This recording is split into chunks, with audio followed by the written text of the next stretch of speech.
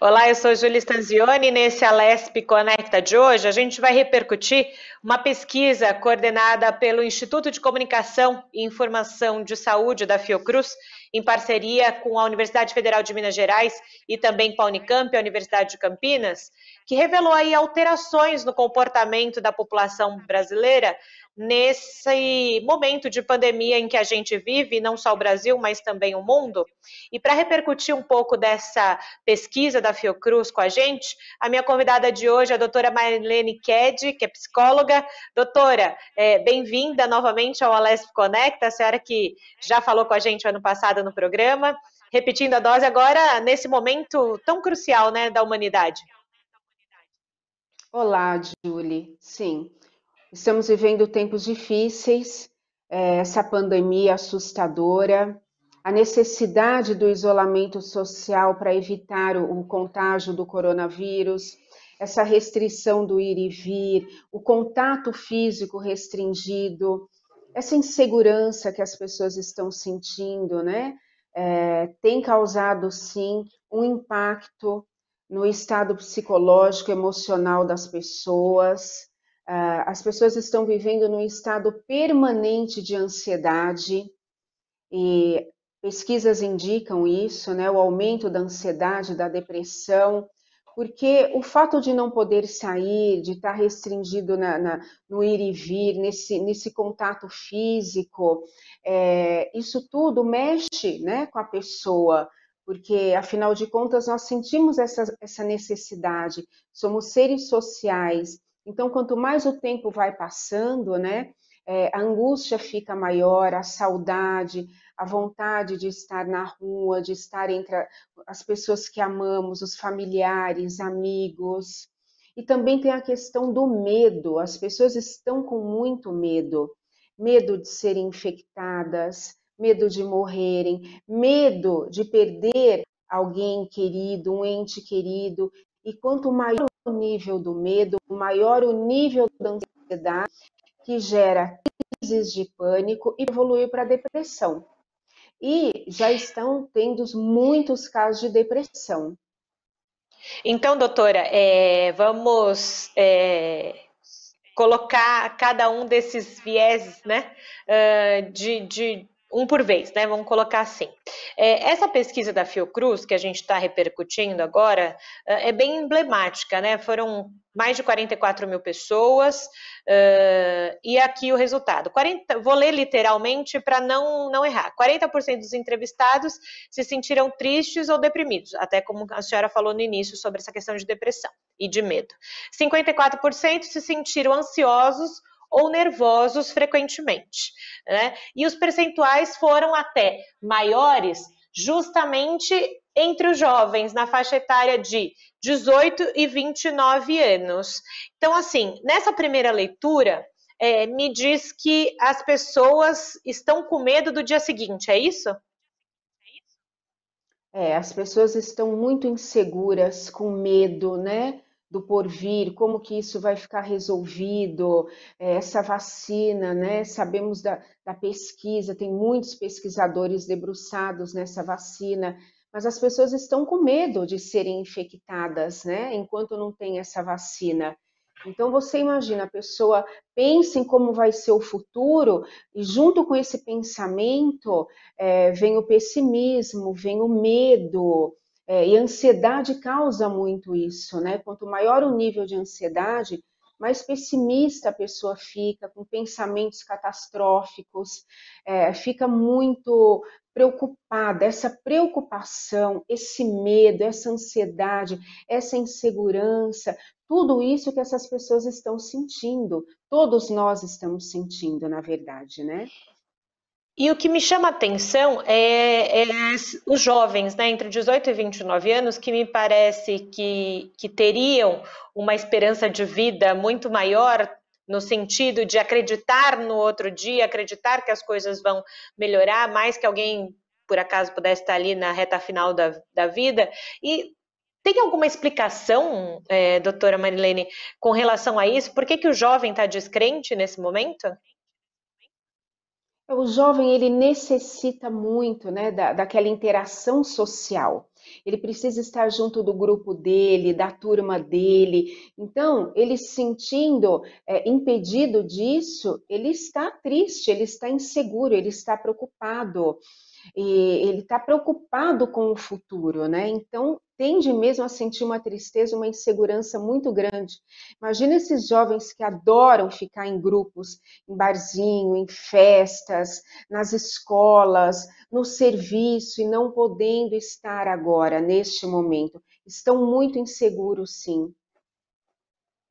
E a gente está falando de jovens, a criança e adolescente hoje pode estar no mesmo viés do que esses jovens, de ser mais difícil para eles entenderem como é que vai ser esse novo mundo, de se adaptar a esse novo momento, justamente pelo que a senhora falou de ser somos seres sociais, né? Os jovens estão mais naquela questão do agrupamento, de estar com o outro.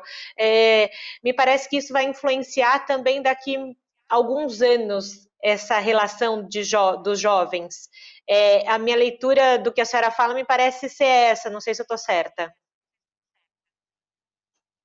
Em relação aos jovens, essa preocupação que eles estão de não saber do futuro, sim, isso já está causando impacto na saúde mental deles. Estão muito mais ansiosos, angustiados. Então, pode haver consequências, sim, disso, né? Passa-se a situação difícil e fica os efeitos psicológicos dela. Então, é preocupante, sim.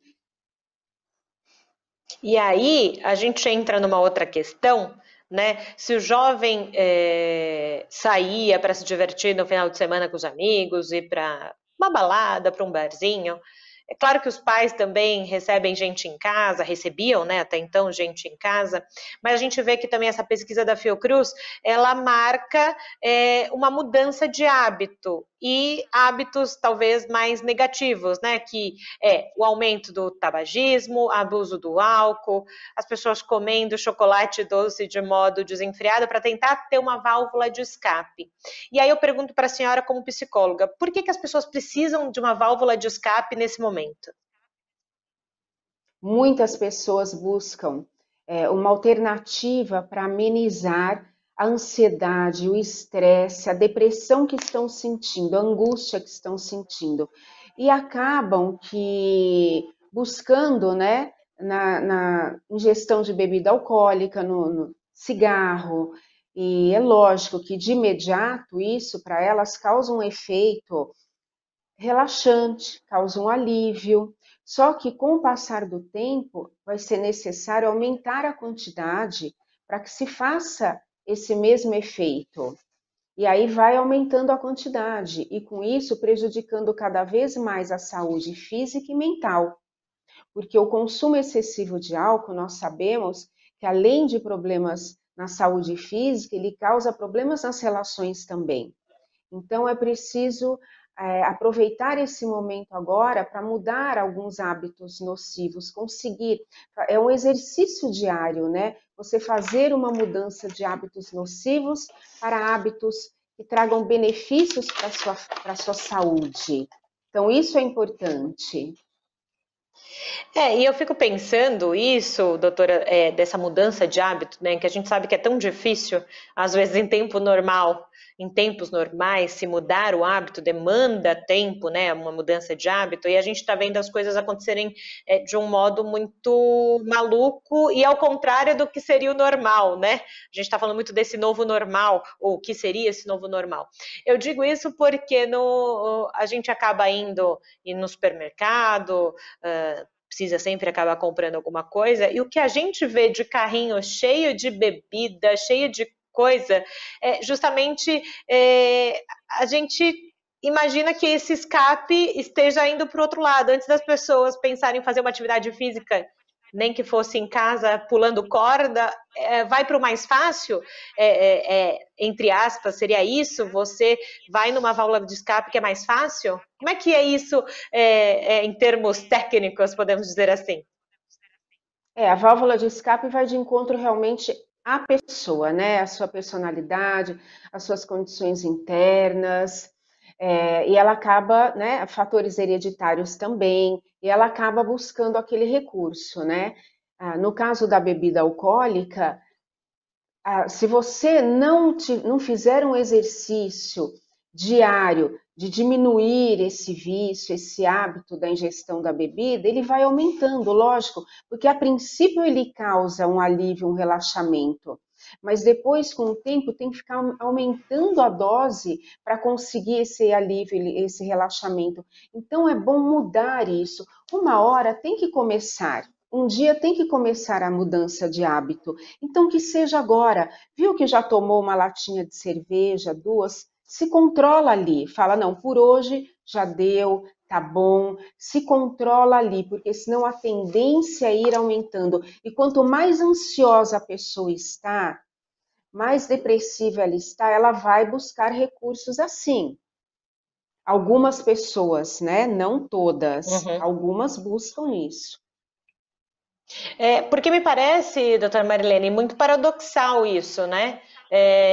Se a gente tem uma vertente de especialistas que acreditam que as pessoas vão sair dessa pandemia diferentes, mais evoluídas, se eu posso usar essa palavra, a gente tem, por um outro lado, outros especialistas que temem que as pessoas saem com alguns outros tipos de vícios negativos, né? Equilibrar isso nesse momento me parece ser essa linha tênue, né? E que por que não buscar ajuda profissional? Exatamente, Julie, você disse o certo aí, encontrar o ponto de equilíbrio, né? Porque se você se deixa se levar por hábitos, por vícios, que você sabe que a médio prazo, a longo prazo vão te causar muitos benefícios para a saúde, a hora é agora. Eu sei que a situação é difícil, a fase é ruim, né? É muita preocupação, muita angústia, preocupação de todas as áreas, né? Profissional, saúde, enfim, é muita preocupação, mas tem que começar. Então, que comece agora a buscar esse ponto de equilíbrio. Dose, vê o que você está fazendo, procure prestar atenção nos seus hábitos, no que você está fazendo naquele dia, porque tem pessoas que vão no piloto automático e nem veem. São outros que vão e dão um alerta, olha, você está exagerando. Então a pessoa ela tem que parar, observar, analisar o que ela está fazendo para amenizar a sua ansiedade, o seu estresse, a sua depressão e pegar o melhor caminho e não o pior caminho, né? Porque depois aí precisa de tratamento mais intensivo, muitas vezes de medicação. Então, é começar agora a observar com atenção os hábitos que você está tendo para amenizar a sua ansiedade. Isso é importante você se olhar com carinho, né? Às vezes a gente saiu de uma vida maluca, fora de casa, de trabalho, de empenhos e afins, mas a gente, me parece, doutora, se eu estiver errado, a senhora me corrige, me parece que a gente transportou esse mundo maluco para dentro de casa com o trabalho home office, com o filho que tem que dar atenção, com o dia a dia da casa, o dia a dia de tudo. Que na verdade, se a gente fazia as coisas do lado de fora de casa, a gente está trazendo para dentro de casa isso.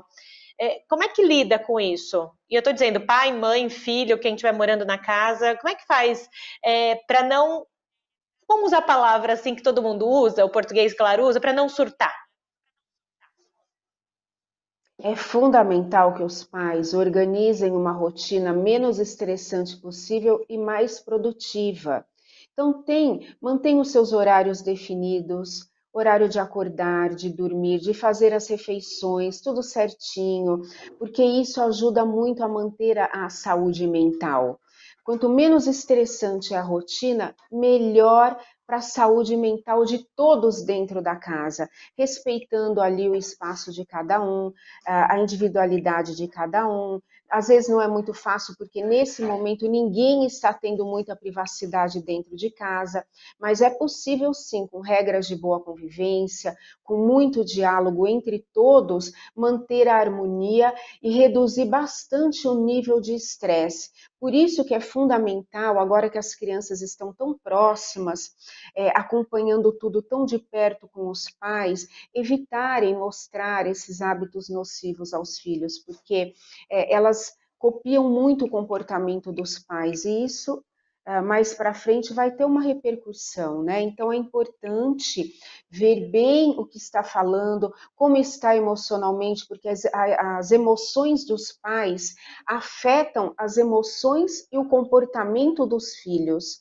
Então é muito importante que se esteja atento nesse momento em que todos estão 24 horas juntos, como estão aí os hábitos, as emoções, os comportamentos, o que se tem falado, porque isso tudo vai repercutir a médio e longo prazo também no desenvolvimento das crianças, em todos os aspectos.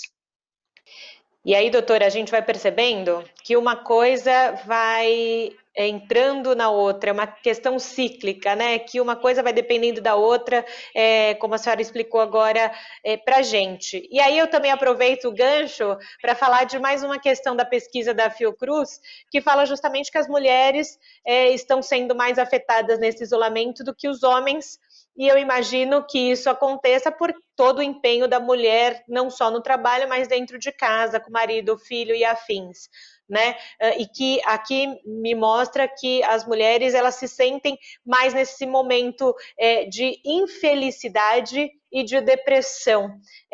Às vezes é difícil tirar isso da mulher, esse peso de ter que ser tudo, doutora? As mulheres elas tendem a acumular as funções, né? Pegam tudo para elas. Então ocorre uma sobrecarga de funções, família, filhos, marido, parte profissional, casa, tudo. Ela abraça tudo e quer fazer o melhor, dar o melhor dela. E muitas vezes acaba ultrapassando os seus limites. E nessa rotina toda, dificilmente a mulher consegue um tempo para ela, para o seu autocuidado, né? Onde ela pode fazer alguma coisa que lhe dê um relaxamento, que ela sinta um bem-estar muito grande com ela, né? Pode ser uma terapia, pode ser um trabalho artesanal, pode ser um exercício físico, uma aula de dança, uma aula de canto. Enfim, alguma coisa que melhore a saúde mental dela, dê um ponto de equilíbrio emocional para ela, onde naquele momento ela consiga falar, bom, estou relaxando e volta renovada para as funções dela. Dificilmente as mulheres estão tendo essa oportunidade desse autocuidado, e isso acaba prejudicando muito a saúde mental. E é necessário esse momento de autocuidado. Pois é, eu acho que essa palavra a gente vinha escutando antes da pandemia sobre autocuidado, em especial, como a senhora falou agora, as mulheres que trazem tanta coisa nas costas, né? Mas não é exclusivo só das mulheres, muitos homens também buscam a terapia, crianças buscam também a terapia. Então, eu queria falar com a senhora nesse momento justamente sobre isso, da importância do autocuidado e de não se ter vergonha de falar, olha, eu vou a terapia, eu faço terapia, né? Porque eu imagino com toda a carga que o ser humano leva junto, cada qual com os seus, é importante ter esse momento para se entender e da onde vem tudo isso, né? Não tenha dúvida disso. Quantas expectativas não alcançadas, quantos conflitos internos, quantas experiências de vida que ficaram mal elaboradas, mal resolvidas, quantas emoções que estão surgindo, emergindo agora nessa situação de isolamento social, de pandemia. Então, quantas coisas que podem ser resolvidas numa terapia, numa psicoterapia, buscar o autoconhecimento, o ponto de equilíbrio. Olha, é fundamental as pessoas que podem fazer, que conseguem aí organizar na sua agenda um horário para isso, para ter esse autocuidado, é de muita valia. E a gente está falando desse autocuidado, né? E a gente fala também aqui no Alesp Conecta que a gente presta serviço, né? E a gente está, nesse momento de pandemia, falando muito sobre saúde mental, porque a gente sente que é um dos pontos centrais da sociedade. Claro que tem a questão econômica, tem a questão dos autônomos que precisam sair para trabalhar, das pessoas que precisam sair para trabalhar, das que precisam ficar em casa nesse momento. Mas a gente sabe que, de algum modo, as pessoas vão sair desse isolamento social e dessa pandemia diferentes. E a gente está pontuando justamente aqui que pode sair diferente por um lado positivo e um lado negativo.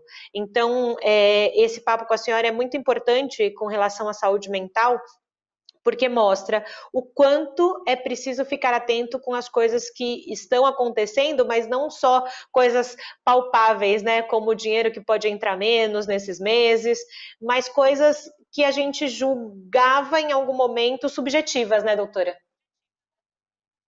Com certeza. Se você está percebendo, se você está sentindo que os seus sintomas psicológicos, angústia, tristeza, depressão, necessidade de isolamento, estão cada vez mais acentuados, o seu medo, com certeza você vai precisar de um tratamento psicoterápico após essa quarentena.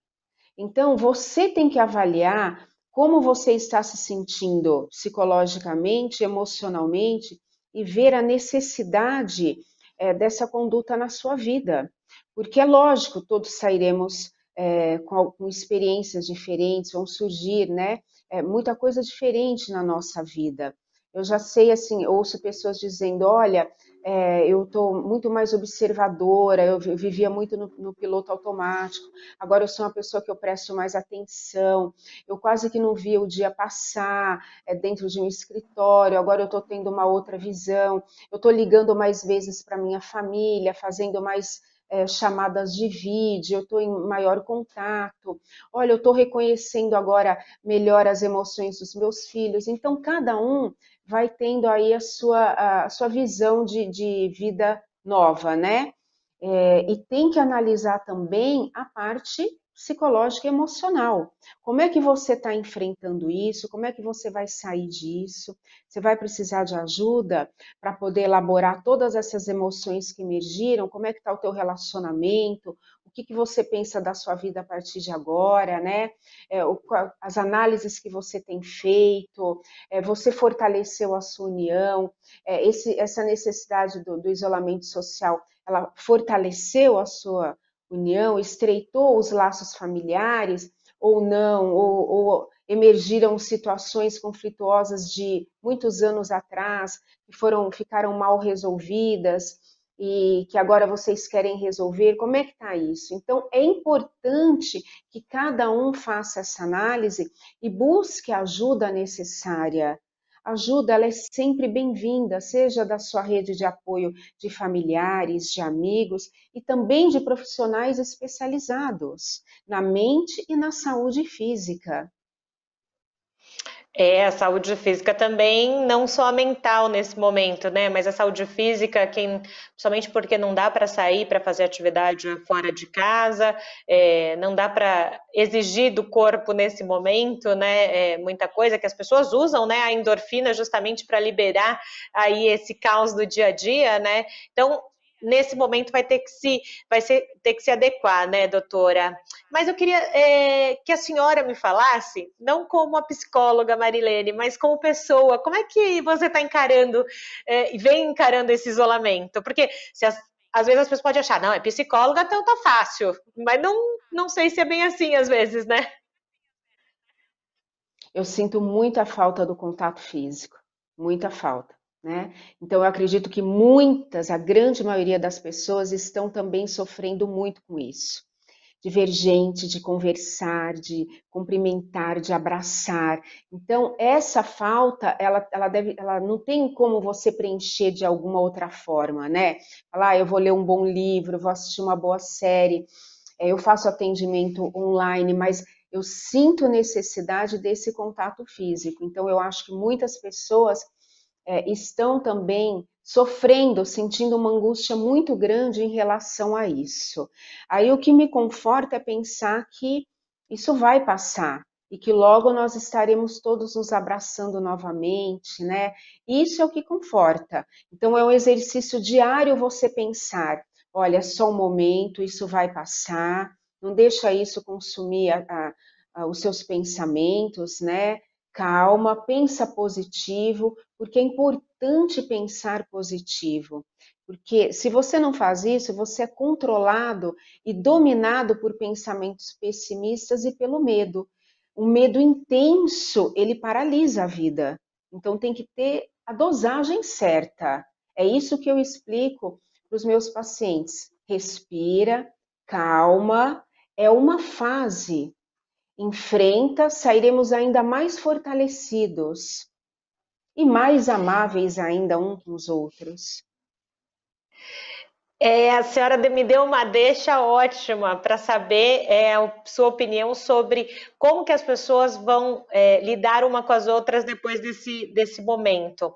Se antigamente a gente estava nessa correria de vida que a gente não olhava para quem estava do nosso lado, será que a humanidade vai ficar diferente nesse aspecto?